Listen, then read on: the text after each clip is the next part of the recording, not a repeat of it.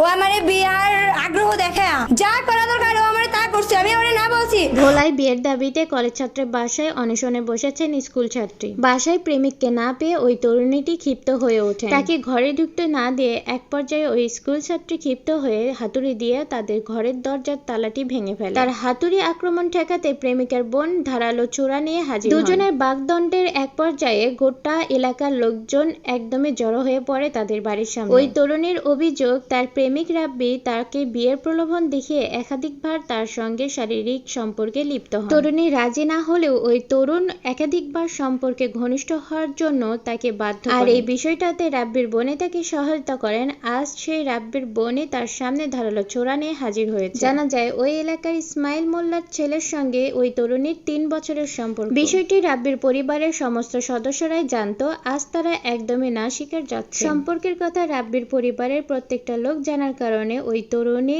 রাব্বির সাথে শারীরিক সম্পর্ক করতে সম্মত হন। ওই তরুণীর ভাষ্য, রাব্বি তাকে বারবার বিয়ের প্রলোভন দেখিয়ে শারীরিক সম্পর্কে জড়িয়েছে। এমনকি রাব্বির পরিবারও ওই তরুণীকে আশ্বস্ত করেছিল যে একদিন তাকেই তারা বাড়ির বউ বানিয়ে এই বাড়িতে আনবে। সেখানে তারা কেন এখন এমন আচরণ করছে? শারীরিক সম্পর্কের কথা উল্লেখ করে এই তরুণী বলে, রাব্বি তার পা ধরে খুবই আকুতি মিনতি করে রাজি করিয়ে তার বোনের বাসায় নিয়ে আসে। তারপরে এখানে এসে তিনি তার সঙ্গে জোর জবরদস্তি শারীরিক সম্পর্ক স্থাপন করেন। এখন তারা এই সব কিছু একদমই না স্বীকার করছে। এরপর তরুণী আরো জানান যে এই বাড়ির সামনে অনশন করার জন্য রাব্বিই তাকে বলে, কিন্তু এখানে এসে তিনি তার প্রেমিক বা তার মা বাবা কাউকেই পাননি। তার একজন বোন এই বাড়িতে ছিলেন, তিনি তার সাথে অনেক বেশি খারাপ ব্যবহার করেন। তিনি বলেন, আমি 2 দিন যাবত এই বাসার সামনে বসেছিলাম। বাসায় ঢুকতে গেলেই তারা আমাকে বাজে কথা শোনায়, এমনকি আমার মাকে তুলেও তারা কটু বাক্য উচ্চারণ করে। এক পর্যায়ে ধারালো ছোরা এনে তার বোন আমার প্রাণ নেওয়ার হুমকি দেয়। এরপরেই আমার মাথা গরম হয়ে যায়। ওই তরুণী আরো বলে যে এত কিছু হয়ে গেল,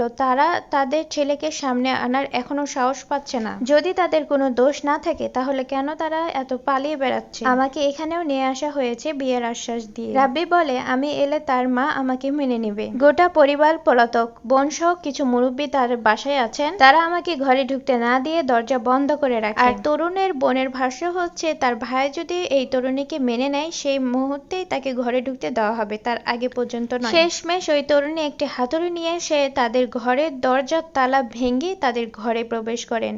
এখন পর্যন্ত তাদের বিরোধ মেটেনি।